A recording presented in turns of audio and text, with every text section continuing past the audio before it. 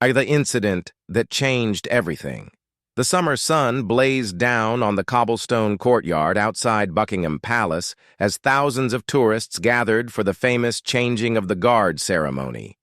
Among the crowd stood Marcus Thompson, a 28-year-old construction worker from Detroit who had saved up for 3 years to take his dream vacation to London. What should have been the highlight of his trip was about to become his worst nightmare. Marcus had been drinking since noon. What started as a few celebratory pints at a nearby pub had turned into a day-long bender.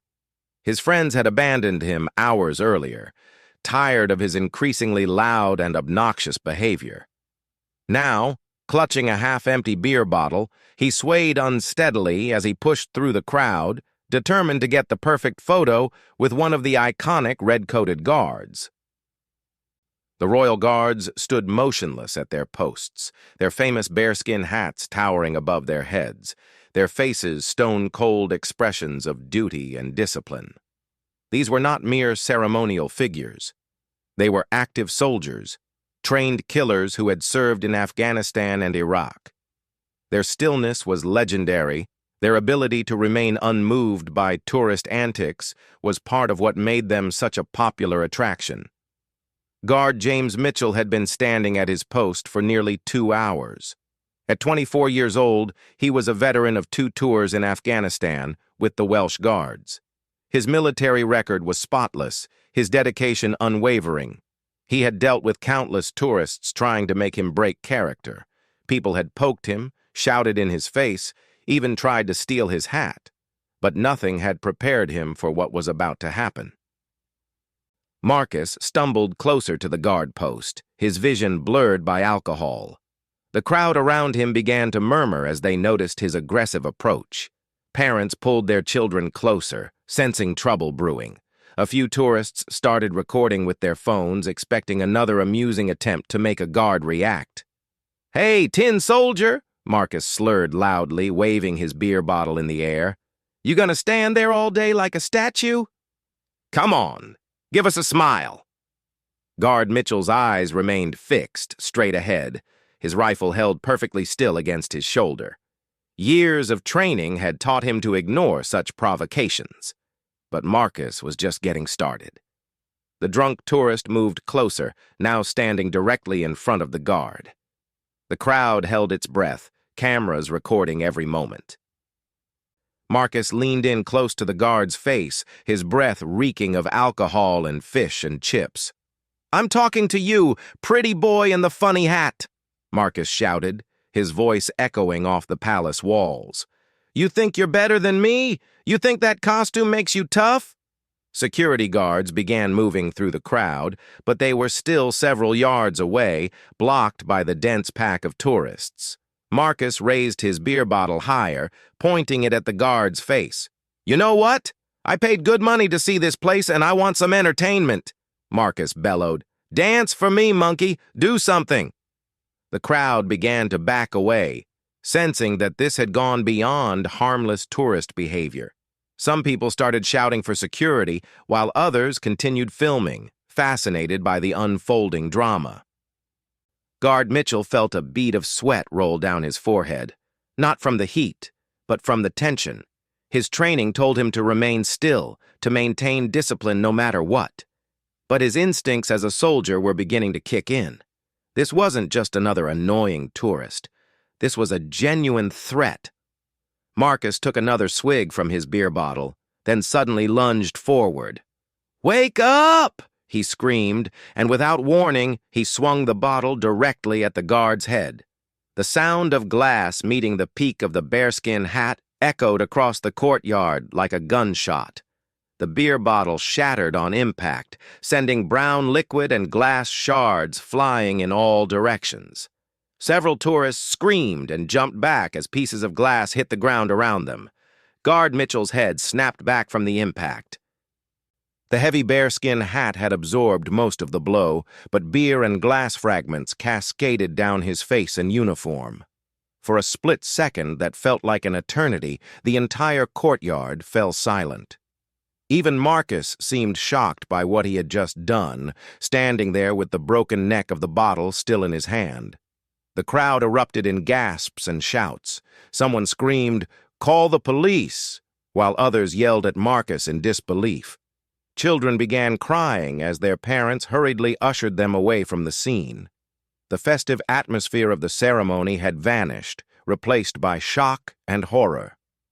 Guard Mitchell slowly turned his head to look directly at Marcus for the first time. His eyes, cold and calculating, met those of the drunken tourist. There was no anger in his gaze, no rage, just the steady, terrifying calm of a professional soldier who had just been attacked. Marcus suddenly realized the gravity of what he had done. This wasn't some street performer or actor in a costume. This was a real soldier, armed with a real rifle, trained to kill. The alcohol-fueled bravado began to drain from his face as he stared into the guard's steely eyes. The security guards were now pushing through the crowd with urgency, their radios crackling with emergency calls.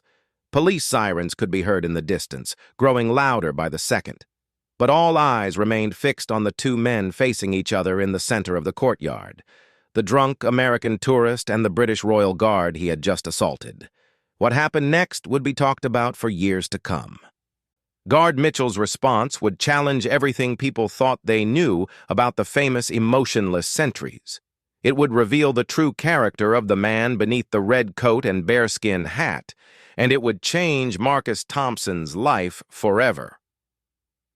The broken glass crunched under Marcus's feet as he took a step backward, finally understanding that he had crossed a line that should never be crossed.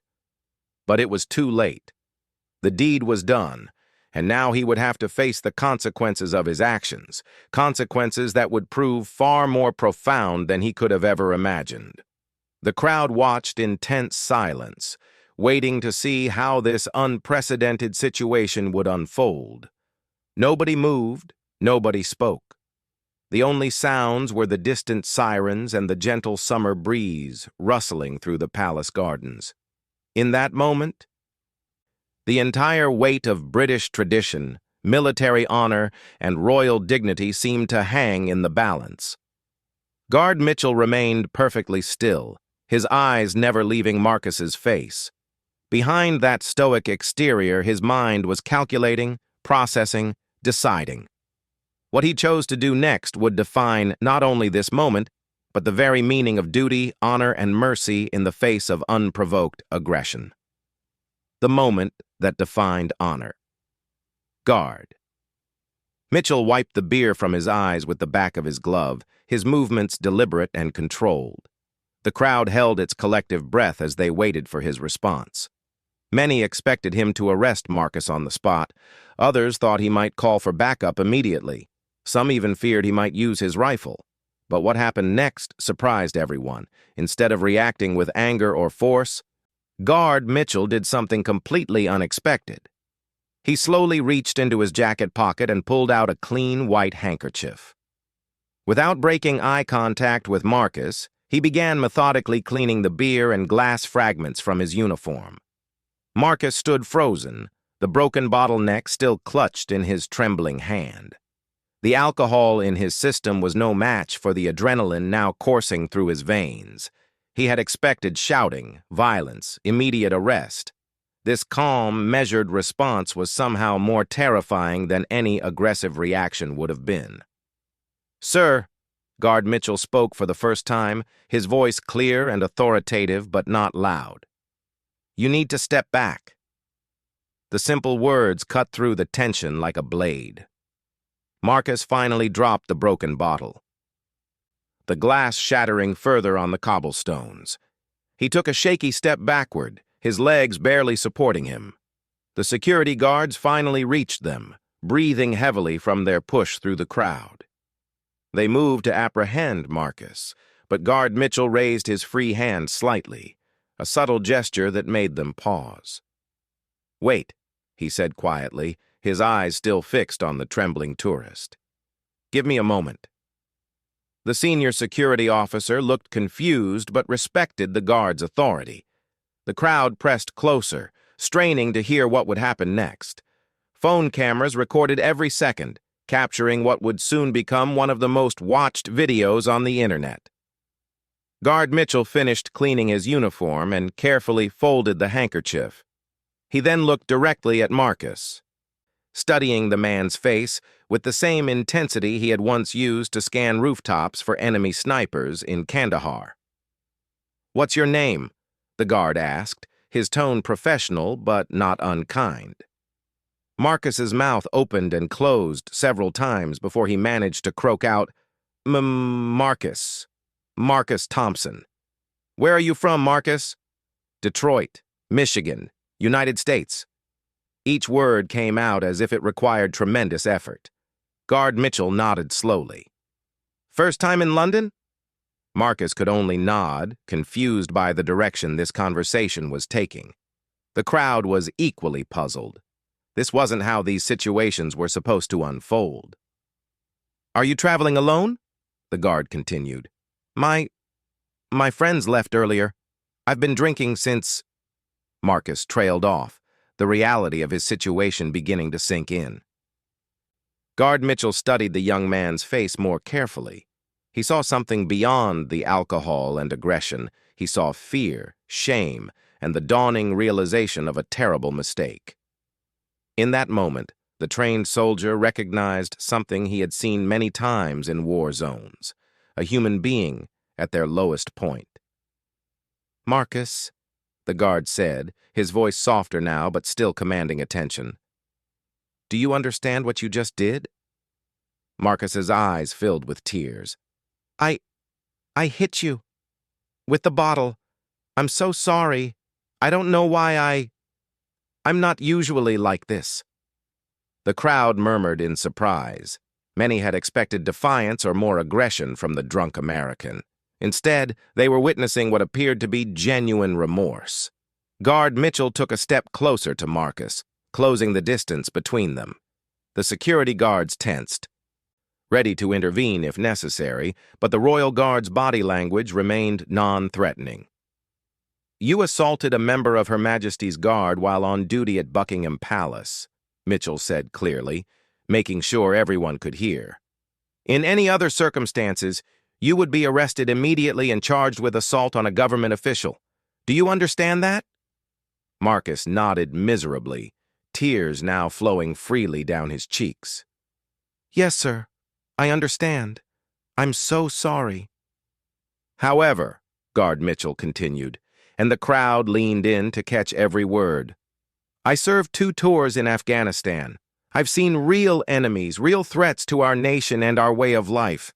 You, Marcus Thompson from Detroit, are not my enemy. You're a tourist who made a terrible decision while under the influence of alcohol." The security officers exchanged glances, unsure of where this was leading. The crowd remained silent, captivated by this unprecedented display of mercy and wisdom. "You could have seriously injured me," the guard continued. "You endangered other tourists with flying glass. You disrespected a tradition that dates back centuries and represents the sacrifice of countless soldiers who have served our crown." Marcus was sobbing openly now, his legs finally giving out as he sank to his knees on the cobblestones. I know. I'm a terrible person. I've ruined everything." Guard Mitchell looked down at the broken man at his feet. Around them, the crowd watched in absolute silence. Even the police sirens had stopped, as if the entire world was holding its breath for this moment. "Stand up, Marcus," the guard commanded gently. Marcus struggled to his feet, swaying slightly. Guard Mitchell reached out and steadied him with a firm hand on his shoulder. "You're not a terrible person," the guard said, loud enough for everyone to hear. "You're a person who made a terrible mistake. There's a difference." The crowd began to murmur, some in approval, others in confusion. This was not the justice they had expected to witness. "Here's what's going to happen," Guard Mitchell announced. "You're going to be escorted from the palace grounds. You're going to spend the night in custody to sober up. Tomorrow morning, you're going to write a letter of apology to the Queen, to the Welsh Guards, and to every tourist who had their day ruined by your actions." Marcus nodded eagerly, desperate to accept any punishment that didn't involve immediate imprisonment. "But most importantly," the guard continued, "you're going to go home to Detroit and tell people about what happened here today. Not just about your mistake, but about the response you received. You're going to tell them that mercy is not weakness, that forgiveness is not permission to repeat wrongdoing, and that honor means doing the right thing even when you have every right to do otherwise." The crowd began to applaud, slowly at first, then building to thunderous approval. Guard Mitchell raised his hand for silence. "This is not entertainment," he said firmly. "This is a lesson, for all of us." Marcus looked up at the guard with wonder and gratitude. "Why?" he whispered. "Why are you being so kind to me?" Guard Mitchell adjusted his bearskin hat and resumed his position at attention, his rifle returning to its proper position. "Because Marcus Thompson from Detroit," he said, his eyes once again fixed straight ahead, "mercy is the highest form of strength, and strength is what the Crown expects from its guardians." The security guards finally moved in to escort Marcus away. As they gently led him through the crowd, tourists parted like the Red Sea, many of them reaching out to pat his shoulder or offer words of encouragement. The atmosphere had completely transformed from one of anger and judgment to one of understanding and hope. As Marcus was led away, he turned back one more time to look at Guard Mitchell, who had returned to his stoic pose as if nothing had ever happened. The guard's eyes remained fixed forward, but Marcus could have sworn he saw the slightest nod of acknowledgement. The ripple effect of mercy. 6 months after the incident, the world had changed in ways no one could have predicted. The video of Guard Mitchell's response to Marcus Thompson's assault had been viewed over 50 million times across various social media platforms. It had spawned countless discussions about justice, mercy, and the true meaning of strength. Marcus Thompson sat in his modest apartment in Detroit, staring at a letter he had written and rewritten dozens of times. The official apology letters to the Queen and the Welsh Guards had been sent months ago, but this one was different. This was a personal letter to Guard James Mitchell, the man who had changed his life with a simple act of mercy. The 6 months since London had been the most challenging and transformative of Marcus's life. He had returned to Detroit as a viral sensation, but not the kind anyone would want to be. The videos and news stories had followed him home, and initially the reaction from his community was harsh. He lost his job at the construction company, and many of his friends distanced themselves from him. But something remarkable began to happen. As the full story spread, not just the assault, but Guard Mitchell's response, people's attitudes began to shift. Marcus found himself invited to speak at schools, community centers, and churches. Not as a celebrity, but as a living example of how mercy could transform a life. He had stopped drinking completely the day he returned from London. The shame of his actions, combined with the profound impact of the guard's forgiveness, had given him the strength to confront his alcohol addiction head-on.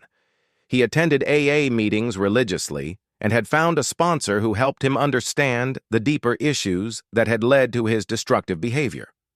Marcus had also found a new job, working at a nonprofit organization that helped veterans transition back to civilian life. The irony was not lost on him that he was now helping the very type of person he had assaulted in London. His supervisor, a former Marine named Sarah Rodriguez, had hired him specifically because of the incident. "We don't need perfect people here," she had told him during his interview. "We need people who understand failure, redemption, and second chances. You've lived through all three." The work was meaningful, but challenging. Marcus spent his days helping veterans navigate bureaucracy, find housing, and deal with PTSD. Many of the men and women he worked with were struggling with alcohol and drug addiction, just as he had been. His own story of rock bottom and recovery resonated with them in ways he never expected. Meanwhile, in London, Guard James Mitchell had become something of a reluctant celebrity himself. The Welsh Guards had initially been uncertain how to handle the situation. Military protocol had no clear guidelines for what Mitchell had done. Some superior officers questioned whether he had overstepped his authority by not immediately arresting Marcus. But as the positive public response grew, it became clear that Mitchell had done something extraordinary. The incident had brought unprecedented positive attention to the Royal Guards and the British military as a whole. Letters of support poured in from around the world, praising the Guards' wisdom and restraint. Mitchell was eventually called before his commanding officers for a formal review of his actions. He entered the meeting expecting discipline, possibly even demotion. Instead, he found himself face-to-face with senior military officials who wanted to understand his decision-making process. "Explain to me, Guard Mitchell," said Colonel Hartwell, his commanding officer, "why you chose mercy over protocol." Mitchell stood at attention, his answer prepared. "Sir, my training taught me to assess threats and respond appropriately. Marcus Thompson was not a threat after the initial incident. He was a broken man who needed guidance, not punishment. I determined that mercy would serve the Crown's interests better than revenge." The colonel leaned back in his chair, studying the young soldier. "And what if you were wrong? What if he had escalated the situation?" "Sir, I was prepared for that possibility. I never compromised the security of the palace or the safety of civilians. But I believe that sometimes the strongest response is not the most aggressive one." The review board ultimately commended Mitchell for his judgment and restraint.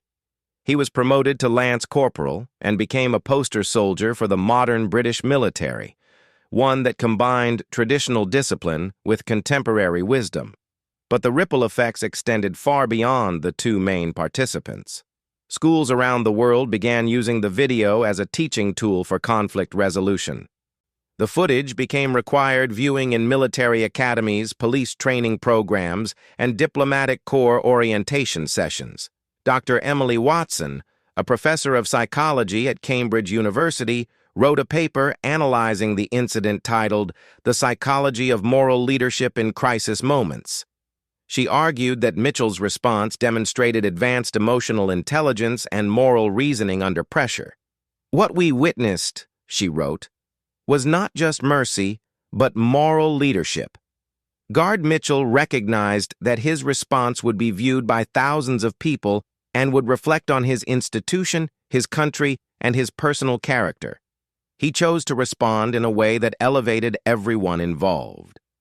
The incident also sparked changes within the tourism industry around Buckingham Palace. New protocols were established for dealing with intoxicated visitors, including better coordination between palace security and local police. Several pubs in the area began posting signs about respectful behavior at royal sites. Marcus had kept every piece of media coverage about the incident. He had a folder on his computer with articles from newspapers around the world, academic papers analyzing the event, and social media posts from people who said the video had inspired them to choose forgiveness in their own conflicts. One article particularly moved him. It was from a small newspaper in rural Alabama, written by a high school teacher named Mary Jenkins. She wrote about how she had shown the video to her students after a bullying incident had divided her classroom. "I asked my students to watch how Guard Mitchell responded to someone who had attacked him," she wrote. "Then I asked them to think about how they wanted to respond to the conflicts in their own lives." By the end of the discussion, the bullied student and the bully were talking to each other for the first time in months. Sometimes the most powerful lessons come from the most unexpected places. Marcus printed that article and kept it on his desk at work. On difficult days, when he was struggling with his own demons or working with particularly challenging clients, he would read it and remember that his worst moment had somehow become part of something beautiful. The letter to Guard Mitchell lay unfinished on his desk for weeks. How do you thank someone for saving your life without even knowing they were doing it? How do you express gratitude for a gift of mercy that changed not just your own path, but the paths of countless others who witnessed it? Finally, Marcus wrote simply, "You saw something in me that I couldn't see in myself. You chose to water a seed instead of burning the ground. Because of your mercy, I've been able to help others find their way back from their own dark places. Thank you for teaching the world that strength and kindness are not opposites, but partners. I hope to spend the rest of my life proving worthy of the grace you showed me. The letter was sent to the Welsh Guards headquarters in London with a request that it be forwarded to Lance Corporal Mitchell. 3 weeks later, Marcus received a simple response on official military letterhead. Your letter received and appreciated. Continue the good work. Serve with honor. J. Mitchell, Welsh Guards. Years later, when people asked Marcus about the lowest point of his life, he would always correct them. That wasn't my lowest point, he would say. That was my turning point. Sometimes you have to fall completely before someone can show you how to rise. And when they asked Guard Mitchell about the most difficult moment of his military career, he would smile slightly and shake his head. It wasn't difficult at all, he would say. When you know who you are and what you stand for, the right choice becomes clear. Mercy is not weakness. It's the courage to be strong enough to lift others up instead of pushing them down. The incident at Buckingham Palace had lasted less than 10 minutes, but its impact would ripple through generations. In classrooms and courtrooms, in family discussions and diplomatic negotiations, people would remember the day a royal guard chose mercy over revenge and proved that sometimes the most powerful response is also the most unexpected one. The crowd began to disperse, but many lingered, discussing what they had just witnessed. Children asked their parents questions about forgiveness and second chances. Adults talked quietly about justice and mercy. Phone videos were already being uploaded to social media with captions like, "This is what real strength looks like," and "The guard who taught us about honor."